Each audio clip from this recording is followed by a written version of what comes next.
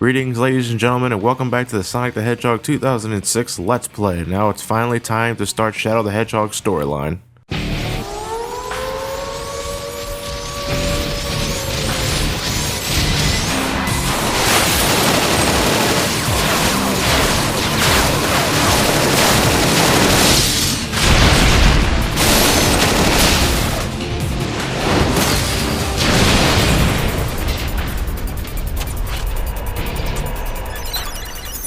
Transmission from HQ. There's an SOS coming from Dr. Eggman's base.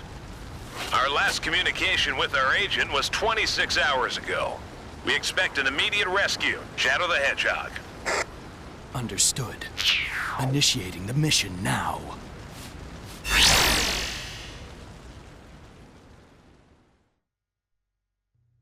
Alright, ladies and gentlemen, welcome to Shadow the Hedgehog storyline. And our first level of the game is White Acropolis. Now, for the most part, Shadow behaves pretty much like Sonic the Hedgehog, only Shadow definitely has a lot more emphasis on combat. For one thing, his homing attack has a bit more range than Sonic's, and even when you're not using it to attack enemies, you can go pretty fast by, constantly abusing it with the A button. And, it's actually one of my preferred methods of traveling in the hub world to Shadow the Hedgehog. Now, when I say emphasis on combat, you see, when you use the homing attack on an enemy, Shadow will stay in place for like a split second, which gives you the opportunity to constantly mash the A button, in which case Shadow will start doing flurries of punches and kicks and flips and shit like that, will drain the enemy's health, substantially fast. It's his method of killing enemies in this game, so in a way, it's kind of like hitting, it's pretty much no different than having Sonic constantly kill enemies by just mashing the homing attack over and over again. In Shadow's case, it's faster. That's pretty much the only difference. Yep, that's pretty much what you're doing to pretty much all the enemies in this game. Now, if you are a fan of Shadow the Hedgehog, the one on the GameCube and PS2 and Xbox, so you're sad to note that there are no guns or any kind of weapons in this game. No, Shadow's strictly back to the way he handled in Sonic Adventure 2 and Sonic Heroes to some extent. So no, there are, if you missed the gun gameplay in Shadow the Hedgehog, well, sad to say that's no longer here. Personally, I really couldn't care. But during the of course, one of Shadow's teammates in this game is Rouge the Bat. And Rouge the Bat is pretty much like Knuckles in every single way, only instead of having combat abilities like she could in Sonic Adventure 2, Rouge the Bat now also has bombs to throw at enemies. And I don't get that. I don't... with Tails, it was mind-baffling. Tails, I couldn't understand why you decided to give him dummy ring bombs. I mean, some of you mentioned that he did have some kind of dummy ring bomb attack in Sonic Heroes when he was by himself, and he had some kind of bomb attack in, was it Tails Adventure, I think it was? But, I don't know, to me, it just doesn't get any better than jumping on enemies and, attacking with a tail swipe. And in Rouge's case, she had martial art abilities in Sonic Adventure 2, which I think would work just fine. But now she's relegated to throwing bombs at enemies, which is just as wonky as hitting enemies with, Tails' dummy ring bombs. I don't get why. Why fix what's not broken? I don't get that. As you can see, one thing that is returning from Shadow the Hedgehog, the game, is vehicles. There's certainly not as many as Shadow the Hedgehog had. And there's no mech walkers. There's no hijacking enemies' mines to ride them as gliders, nothing like that. It's pretty much just jeeps and the occasional motorcycle and maybe the hand glider here and there. But for the most part, the vehicles control moderately well. They're not in the right home about. You hold the A button down to accelerate, and you can launch missiles by holding down the R trigger. And pretty much what you're doing for the second half of White Acropolis is that you're just trying to shoot down all the searchlights. And if you just stand from that position where I was standing right there, you can shoot down all the searchlights pretty damn easily. You can actually get a really big time bonus for doing such as that, but unfortunately I wasn't fast enough.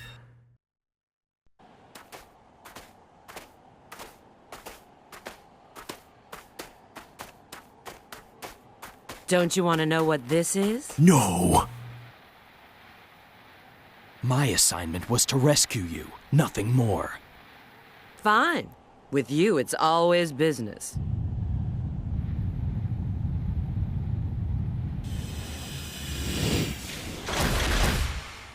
It seems they don't want us to leave.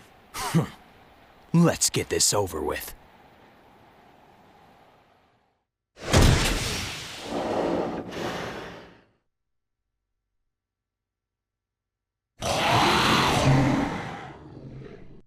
Well, that was pretty damn fast. Okay, first boss of the game, Shadow the Hedgehog, is the Egg Cerberus, and for the most part, the Egg Cerberus behaves exactly like it did in Sonic's scenario.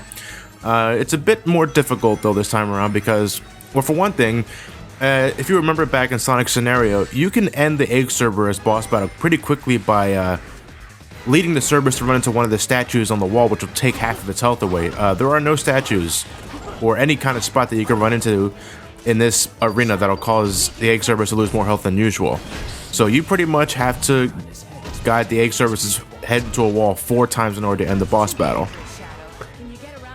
There are a lot more things in your way this time too, though really it's not much of a big deal. Like, you have all these watchtowers and searchlights, but they go down real easily the moment Egg Cerberus touch them. So really, what's the point in them being there in the first place? There are also a few Eggman's mechs scattered around the entire arena, but because the arena itself is so big, they're really a non-issue. You should never ever have to worry about the mechs in the first place. Just focus on the Egg Cerberus, and the battle is pretty much just as easy as it was in Sonic's scenario. Though there is one major difference between Sonic's battle and Shadow's battle, which we'll be getting to very soon, actually. Well, for right now, though, I have to wait out for the Cerberus to do a stomp attack. So until then, you can probably take your anger out in the mooks if you want to, or you can just, avoid them entirely. And actually, because Shadow's attack has more range, it's a bit easier to attack the tail. And of course, the more health you take away from the Egg Cerberus, the more disobedient it becomes. And when it only has half of its health left, it will pull a quick 180 before reaching a wall, so you just have to guide it a bit further in order to damage it. And then when it has 3/4 of its health gone, you have to... It's going to do 2 180s, which can be pretty annoying, but in the process of doing a 180, there will be times where Shadow will lose his grip on the antenna. Yeah, so you have to keep an eye on that, as you see right there. That's the one difference between Sonic and Shadow's story, that Shadow sometimes will lose his grip on the antenna, and you have to homing attack your way back onto the antenna. And it can be pretty damn wonky if you don't know what you're doing. There have been plenty of times where I've accidentally, I lose grip on the antenna and I'm trying to homing attack back on, but it's nothing's happening. I end up falling down and I have to do it just prolongs the battle by 30 seconds, and it's kind of annoying, to be perfectly honest. Other than that, though, that's pretty much the only difference between Sonic and Shadow's Egg Cerberus fight, so, it's pretty easy for a first boss.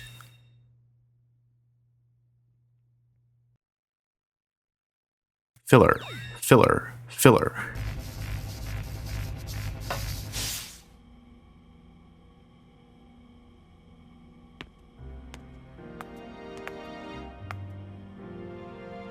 Ah, Lianas, the city of water. It has a constitutional monarchy, The primary industries are tourism and crafting precision machinery. Not that actually means anything in the story. The current sovereign is Princess Elise III.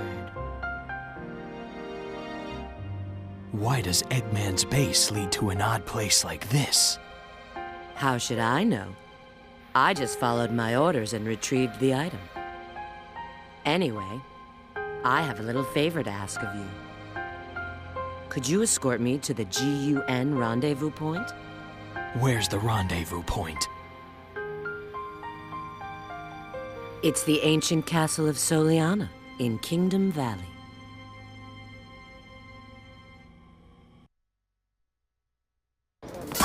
Respond. I've prepared the means to go to Kingdom Valley. The forest immediately. Okay, so now we're in Lianas Hope World with Shadow the Hedgehog, and actually for Shadow's part, we begin in New City. We don't actually start in the town world, like we did with Sonic the Hedgehog, or no, I think Silver started in New City too. So I don't know what the hell I'm talking about. And ladies and gentlemen, the rest of this part is going to be side missions, just to give you a quick forewarning. Because like Silver's playthrough, when you first get into the hub world, there are a fuck ton of side missions to do. And in Shadow's case, there's not 1, not 2, not 3, not 4, not 5, but 6 side missions you can do at this point of the game. So with that said, one of the first side missions you'll probably do is this one. You pretty much have to gun down 4 vehicles with Shadow's Jeep thing. I'm not exactly sure what the hell to call this thing, but you know, if you played any racer of any sort, then you should know you should be fine with how the thing controls.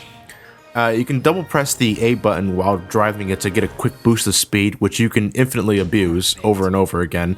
Control becomes a bit stiff when using it though, so be a little cautious with it. But other than that, the side mission itself is really not that big of a deal.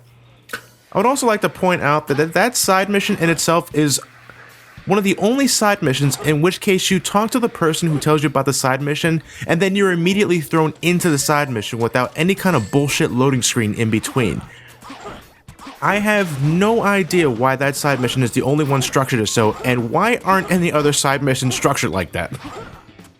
That's the way every single side mission should be. Like, you talk to the guy right here, he tells you what to do, you hit yes, and you go right to the side mission. But no, the side mission we just completed was the only one that does that. Every other side mission now is pretty much the basic structure we've been going through the entire game. But for this particular side mission, this guy is the Alfano, I think his name was.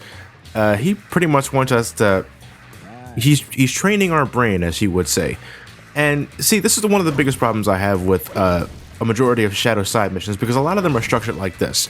You talk to the guy, he gives you a question, and you break a box to answer the question, and then, 20 seconds later, he gives you the other question, you break the box, 20 seconds later, he gives you another question and breaks the box. And, it's just, a lot of the missions are structured like this, and it just pisses me off because it just drags. But the best way I can tell you to solve this mission is that you can talk to him over and over again to give you the numbers that you should break with the boxes.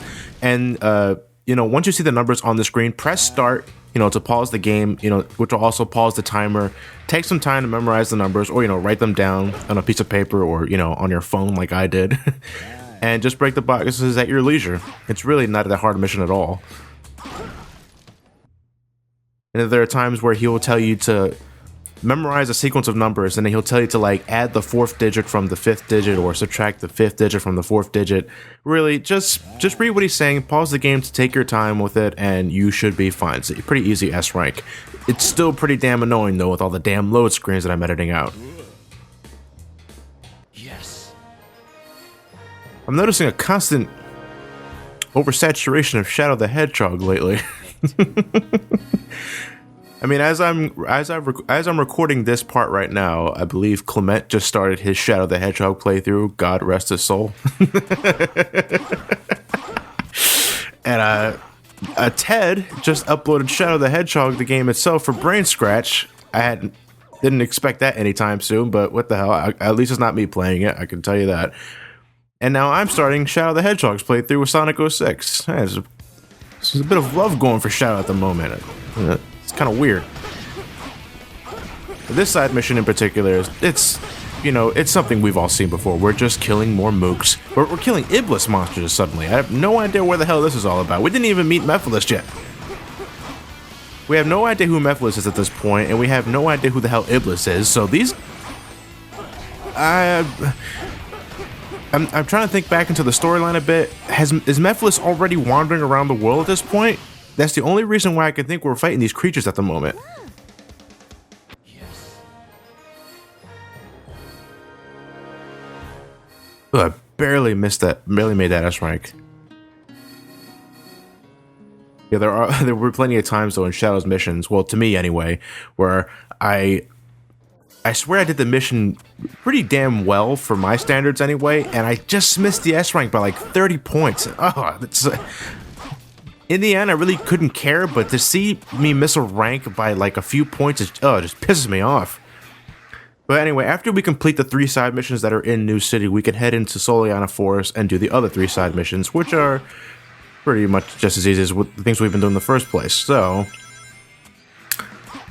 With that said, the next one that's coming up right now is, well, it's just the same shit. We're you know, destroying more mooks. And that's pretty much all I can say about that.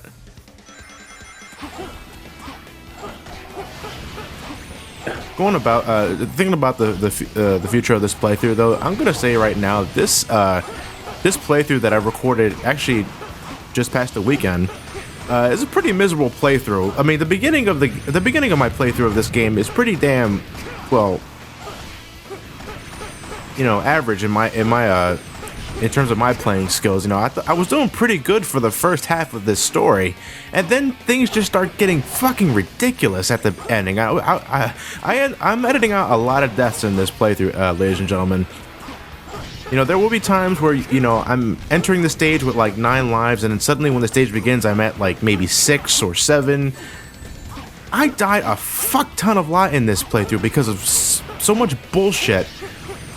And a lot of it is in the next stage we'll be getting to after we complete these side missions. The very next stage we're doing is Kingdom Valley, and it's one of the hardest stages in Shadow's playthrough, which is it's bullshit because that's Shadow's second stage in the game.